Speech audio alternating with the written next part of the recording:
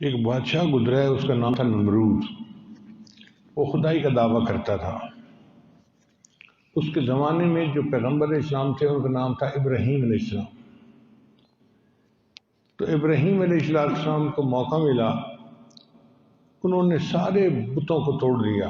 قوم گئی تھی میلے میں، تو پیچھے انہوں نے کلہاڑا لیا اور بت خانے میں جتنے بت تھے فجعلہ جزازا الا کبیرا، سب کے ٹکڑے ٹکڑے کر دیے، اور جو ان کا بڑا تھا نا بت، اس کو کچھ نہیں کہا، اور اس کے کندھے پہ کلہاڑا جو ہے وہ لگا دیا اور نکل آئے۔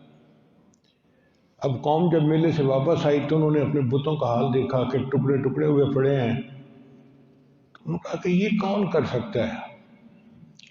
ایک آدمی نے کہا کہ انا سمعنا فتى یذکرہم یقال لہ ابراہیم، ہم نے ایک نوجوان سے سنا ہے ان بتوں کے خلاف باتیں کرتا تھا، اس کا نام تھا ابراہیم، اس کا پتہ کرو۔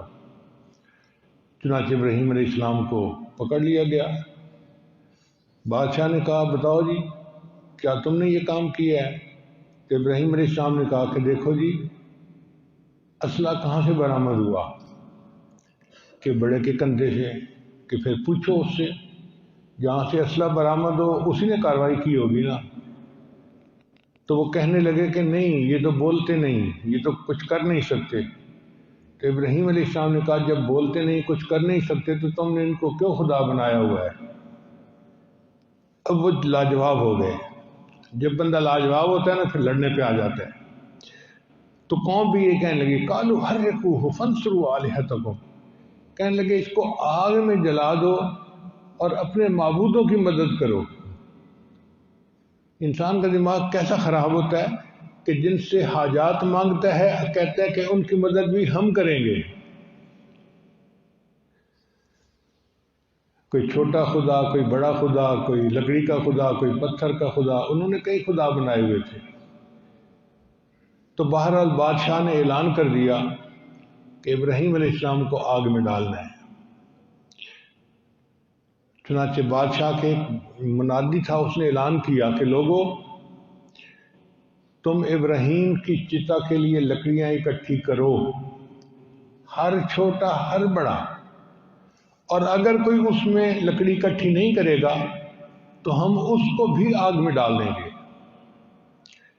اب جب بادشاہ کی طرف سے یہ اعلان ہوا تو پھر لوگ جوک در کو لکڑیاں لے کے آتے اور انبار لکڑیوں کا لگا دیا، حتیٰ کہ وہ انبار پہاڑ کے برابر ہو گیا۔ مفسرین نے لکھا ہے کہ اس دور کی عورتیں منت مانتی تھیں اگر میرا بیٹا صحت یاب ہو گیا تو ابراہیم کی چتا میں اتنے من لکڑی ڈالوں گی۔ اس طرح لوگوں نے لکڑیاں ڈالیں۔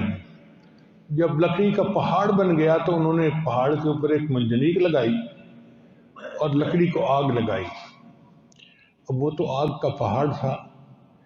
چنانچہ ابراہیم علیہ السلام کو ایک جھولے میں بٹھایا گیا اور جھولے میں بٹھا کے انہوں نے ان کو آگ کے اندر ڈالنا چاہا۔ اب ایک طرف آگ جل رہی ہے اور دوسری طرف ابراہیم علیہ السلام دیکھ رہے ہیں اپنی آنکھوں سے کہ مجھے ابھی آگ میں ڈال دیا جائے گا۔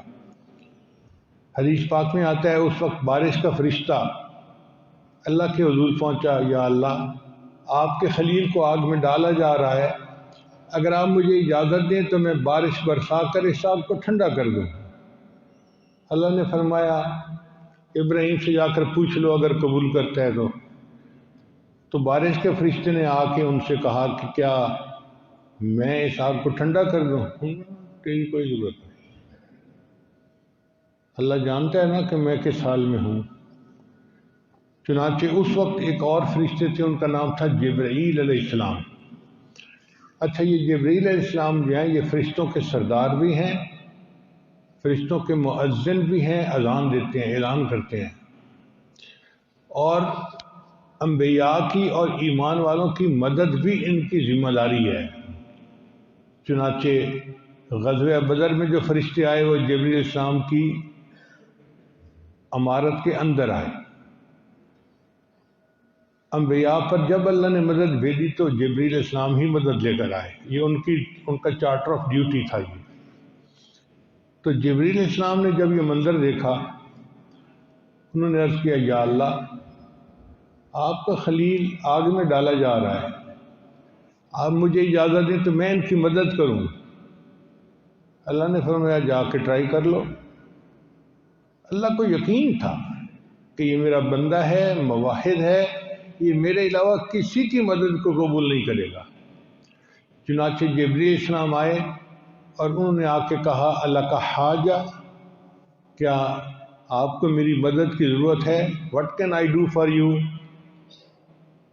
Can I help you؟ جیسے بندہ دوسرے سے پوچھتا ہے نا، تو جبریل علیہ السلام نے یہ پوچھا Can I help you؟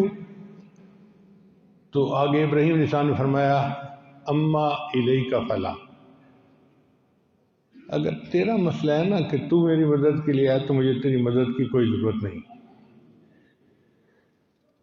پھر جبریل السلام نے کہا اچھا اے اللہ کے خلیل، آپ اللہ سے خود مدد مانگ لیجئے۔ تو ابراہیم علیہ السلام نے جواب دیا حسبی من سؤالی علمہ بحالی،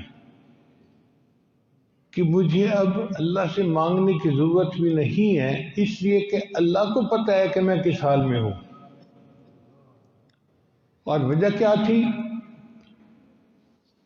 وجہ یہ تھی، محدثین نے لکھا ہے کہ ابراہیم علیہ السلام نے منجنیق میں بیٹھتے ہوئے یہ دعا کی تھی، اللہ آپ بھی آسمان میں اکیلے ہیں اور میں بھی زمین میں اکیلا ہوں، تیرے جیسا کوئی معبود نہیں اور میرے جیسا دنیا میں کوئی موحد نہیں، تو خالق ہے، اکیلا ہے، میں مخلوق ہوں، تیرا بندہ ہوں اور اکیلا ہوں، دنیا میں سارے مشرک ہیں، میں اکیلا ہوں تیری عبادت کرنے والا۔ اے اللہ میں اب اپنے معاملے کو آپ کے سپرد کرتا ہوں، حسبی اللہ و نعم الوکیل نعم المولا و نعم النصیر۔ انہوں نے یہ آیت پڑھی تھی۔ اب یہ آیت پڑھ کے انہوں نے اپنا مقدمہ اللہ کے سپرد کر دیا تھا۔ چنانچہ جب وہ اپنا مقدمہ اللہ کے سپرد کر چکے تھے تو جبریل علیہ السلام نے کہا جی کہ آپ اللہ سے مدد مانگیے۔ ان کا نہیں، اللہ کو پتہ ہے میں جس حال میں ہوں، جب اللہ کو پتہ ہے تو اب مجھے مانگنے کی ضرورت نہیں ہے۔ خواجہ غلام فرید رحمۃ اللہ فرماتے ہیں جے سونا میرے دکھ وچ راضی تے میں سکھ نو چلے ڈاواں۔ اگر اللہ میرے دکھ پہ مجھ سے راضی ہے تو مجھے سکھ کی کوئی ضرورت نہیں ہے۔ انہوں نے بھی کہا کہ اگر اللہ کو پتہ ہے کہ میں اس حال میں ہوں اور اللہ چاہتے ہیں کہ میں آگ میں پڑھوں تو میں پڑھ جاؤں گا۔ اب آپ اندازہ لگائیے کہ یہ ہے ایاک نستعین کہ اسباب تو ایک طرف رہے، ما فوق الاسباب کی جتنی قوتیں تھی سب کی نفی کر دی اور توجہ صرف اللہ کی طرف رکھی، انی وجہت وجہی للذی فطر السماوات والارض حنیفا وما انا من المشرکین۔ چنانچہ جب اللہ تعالیٰ نے دیکھا کہ ان کو آگ میں ڈال دیا گیا، اللہ فرماتے ہیں قلنا، ہم نے کہا یا نار کونی بردم وسلاما علی ابراہیم، اے آگ ابراہیم پر ٹھنڈی اور سلامتی والی ہو جا۔ مفسرین نے نقطہ لکھا ہے کہ اگر اللہ تعالیٰ یہ فرماتے کہ ٹھنڈی ہو جا تو شاید وہ اتنی ٹھنڈی ہوتی کہ جیسے برف فریز ہو جاتی ہے، تکلیف ہوتی۔ اللہ نے فرمایا نہیں، بردم و سلاما، سلامتی والی۔ اس کا مطلب یہ کہ تو ٹھنڈی ہو جا اور ایئر کنڈیشن بن جا جو راحت پہنچاتا ہے۔ تو ابراہیم علیہ السلام 40 دن اس آگ کے اندر رہے اور آگ ان کے لیے ایئر کنڈیشن بنی رہی۔ اللہ تعالیٰ نے ان کو آگ سے محفوظ کر دیا۔ تو جو بندہ اللہ سے مدد مانگتا ہے اللہ تعالیٰ پھر یوں اپنے بندوں کی مدد فرماتے ہیں۔